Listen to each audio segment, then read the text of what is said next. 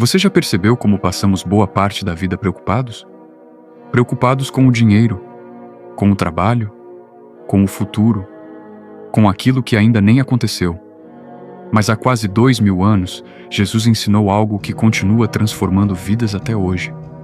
No Sermão do Monte, Jesus ensinou que nossas boas obras não devem ser feitas para receber aplausos das pessoas. Quando ajudamos alguém, devemos fazer isso com sinceridade. Quando oramos, não precisamos impressionar ninguém.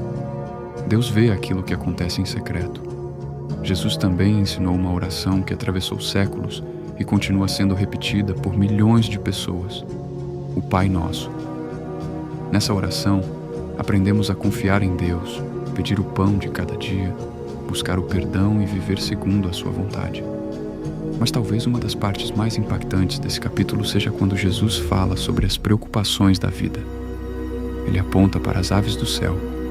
Elas não plantam, não colhem, não armazenam em celeiros. Mesmo assim, Deus cuida delas. Depois, Jesus fala sobre os lírios do campo. Eles não trabalham para produzir suas roupas, mas são vestidos com uma beleza que nem os reis mais ricos possuíam. Então ele faz uma pergunta poderosa: se Deus cuida das aves e das flores, quanto mais cuidará de nós? Por isso, Jesus nos convida a não viver dominados pela ansiedade. Não significa ignorar os problemas.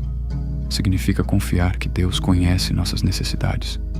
E o capítulo termina com uma das promessas mais conhecidas da Bíblia: busquem primeiro o reino de Deus e a sua justiça, e todas essas coisas lhes serão acrescentadas. Talvez hoje você esteja carregando preocupações que parecem grandes demais, mas Jesus nos lembra que existe um Pai Celestial que conhece cada necessidade antes mesmo de pedirmos, e que cada dia deve ser vivido debaixo dessa confiança, porque basta a cada dia o seu próprio mal, e essa confiança não terminou ali. Em outro momento, Jesus fez um convite que continua ecoando através dos séculos: venham a mim, todos vocês que estão cansados e sobrecarregados, e eu lhes darei descanso. Porque Jesus sabia que o peso que carregamos nem sempre é visível. Existem preocupações que ninguém vê. Existem dores que escondemos em silêncio. Existem noites em que o medo parece maior do que a esperança. Mas Jesus não prometeu uma vida sem dificuldades. Ele prometeu estar conosco em meio a elas. E por isso ele disse aos seus discípulos: no mundo vocês terão aflições, mas tenham bom ânimo, eu venci o mundo. Essas palavras não são apenas uma mensagem de conforto, são uma promessa de que nenhuma tempestade é maior do que o cuidado de Deus.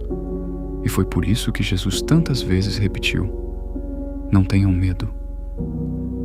Quando os discípulos estavam assustados em meio à tempestade, ele acalmou o mar. Quando Pedro começou a afundar, Jesus estendeu a mão. Quando as pessoas se sentiam perdidas, ele lhes mostrava o caminho. E certa vez, declarou algo que mudaria a história para sempre: eu sou o caminho, a verdade e a vida. Porque em um mundo cheio de incertezas, Jesus não ofereceu apenas conselhos, ele ofereceu a si mesmo. E talvez hoje, em meio às suas lutas, exista uma pergunta que precise ser feita: em quem temos colocado a nossa confiança? Nas circunstâncias? Nas nossas próprias forças? Ou naquele que disse: eu estarei com vocês todos os dias, até o fim dos tempos? E é por isso que, mesmo diante das dificuldades, milhões de pessoas ao redor do mundo continuam encontrando paz nas palavras de Cristo. Porque o mesmo Jesus que alimentou os famintos, que acalmou a tempestade, que curou os enfermos e que venceu a morte, continua sendo o mesmo, ontem, hoje e para sempre. Mas Jesus não apenas ensinava através de palavras, ele também ensinava através de histórias simples, mas que carregavam verdades eternas. Certa vez um homem perguntou: quem é o meu próximo? E Jesus respondeu contando sobre um viajante que foi assaltado e deixado quase sem vida à beira do caminho. Algumas pessoas passaram por ele, viram o seu sofrimento, mas seguiram adiante, até que um samaritano, alguém que era desprezado por muitos naquela época, amparou. Cuidou das suas feridas, levou-o para um lugar seguro e pagou para que ele fosse tratado. Ao terminar a história, Jesus fez uma pergunta: qual destes foi o próximo daquele homem?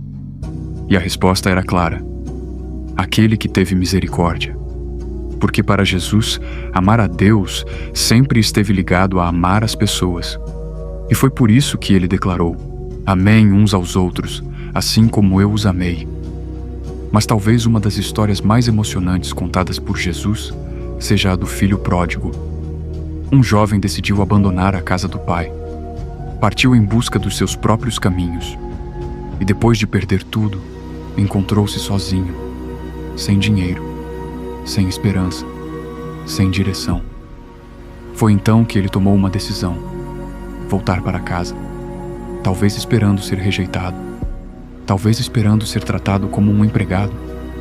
Mas quando ainda estava longe, seu pai o avistou e correu em sua direção, abraçou-o e o recebeu de volta com amor, porque Jesus queria mostrar que é assim que Deus recebe aqueles que voltam para Ele, não com condenação, mas com graça, não com rejeição, mas com perdão.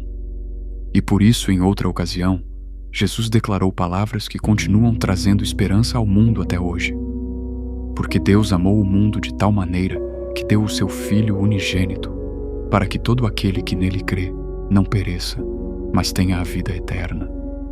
Porque a maior demonstração do amor de Deus ainda estava por vir, e ela seria revelada em uma cruz que mudaria para sempre a história da humanidade.